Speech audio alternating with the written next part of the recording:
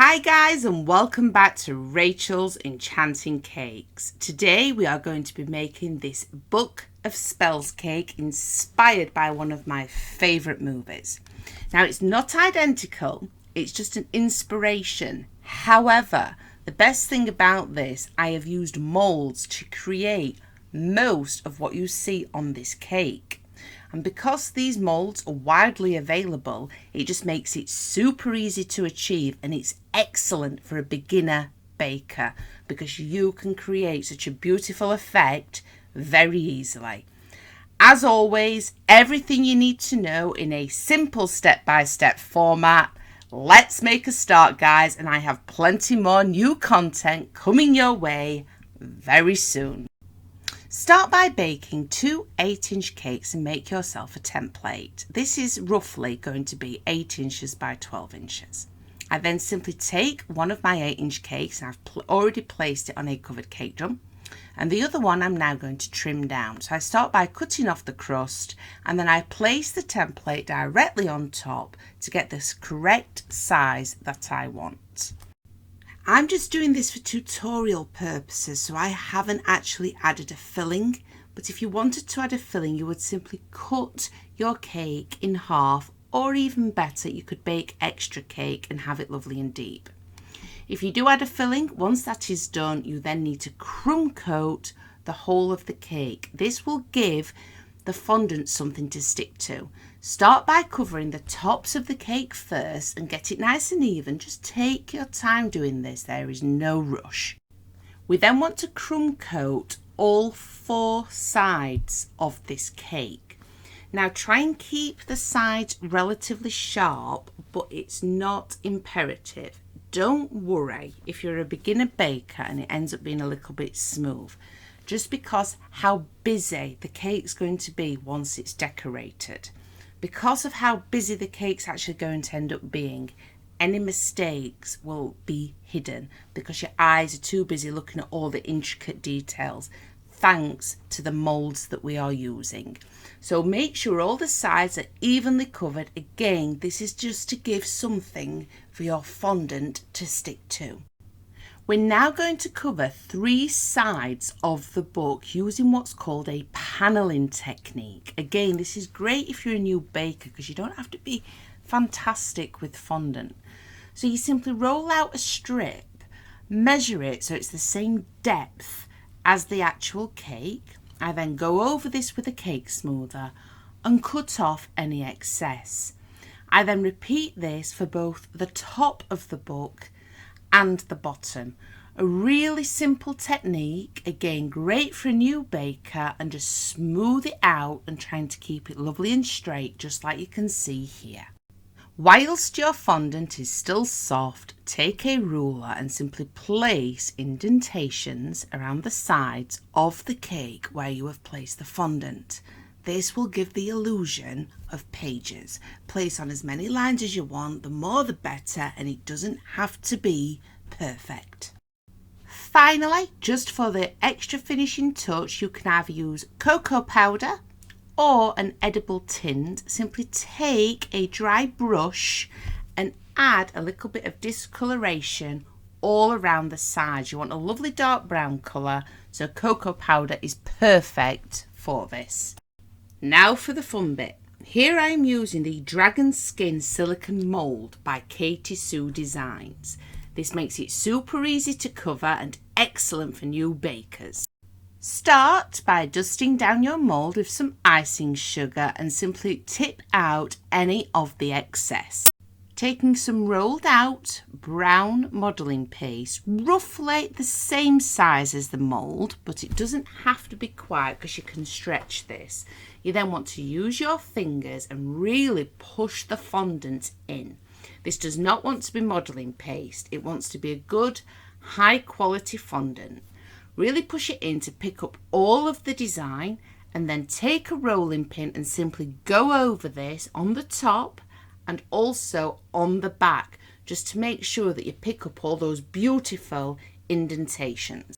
A little secret tip for you, place it in the freezer.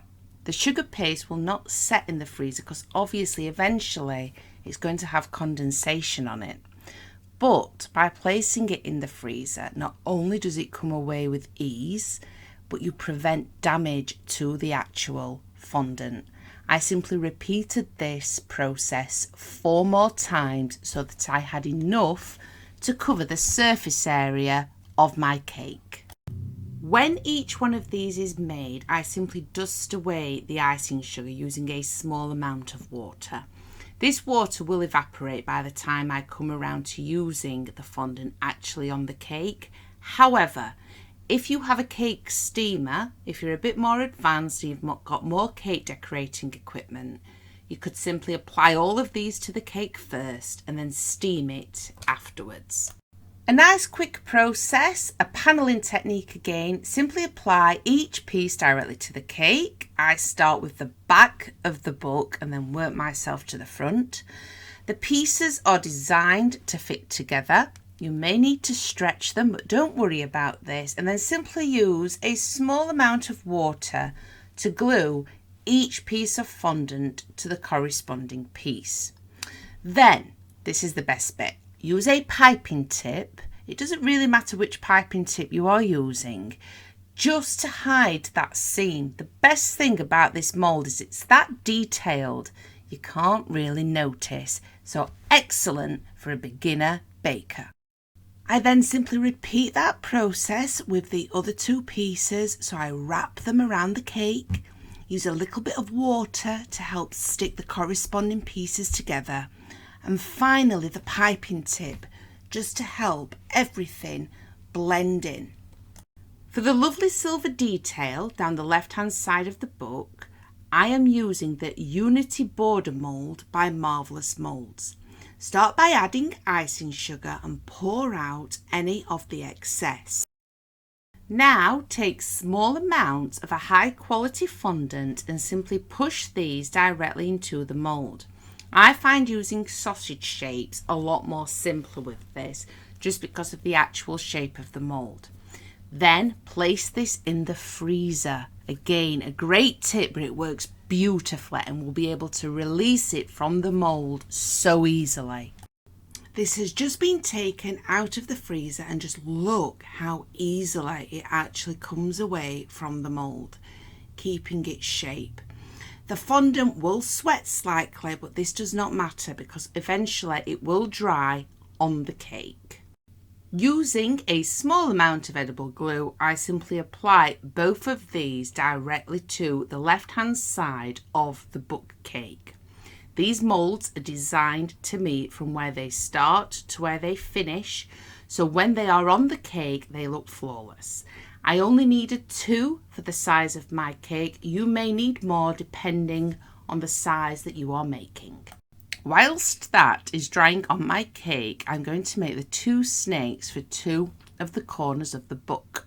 I start by rolling out a very simple sausage shape that's very thick at one end and extremely thin at the other end. And then you simply thread it through, just like you can see me do on this footage. I then pinch the mouth slightly. I stick the tail just around the back. Just keep on playing around with the shape until you get it just right. And then try and make it identical to the other snake. I just used a cocktail stick to then add a few indentations. Using a small amount of edible glue, simply glue these directly into place on the book.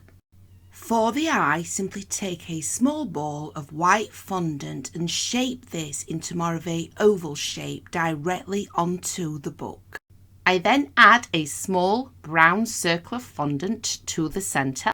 I then add a small ball of black and simply shape this using my fingers.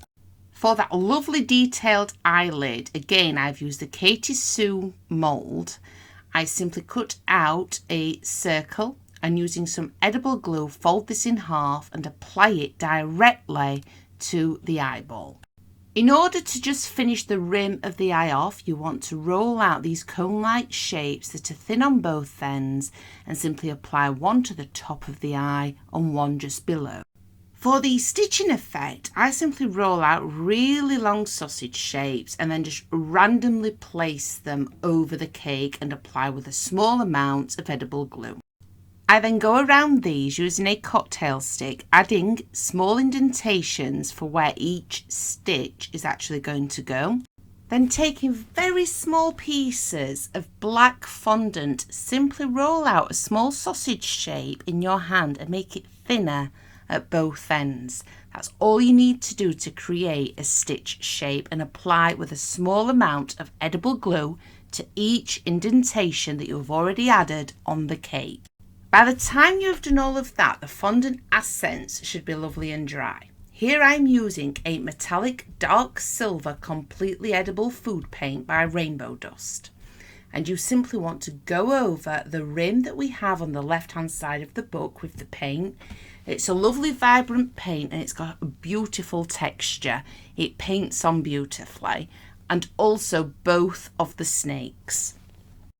Take your refrigerated cake, this will prevent any damage to it, and place directly onto a cake drum. And then if you choose to, simply cover the cake drum. Now I'm doing mine so it looks like it's more on fabric, so I don't want the fondant to be flat. To do this, I've rolled out a few sausage shapes. I then roll out the actual fondant, place it on the drum, and as you can see, I'm not wanting it totally flat. So it's another great way, if you're not great with fondant, it's a great way to just cover it. And you're also not using as much because I haven't covered the whole of the cake drum. Underneath the actual cake, the cake is just sat on the drum. Happy baking, guys. I'll be back soon with an awful lot more new completely free content, and I hope I've helped you again today.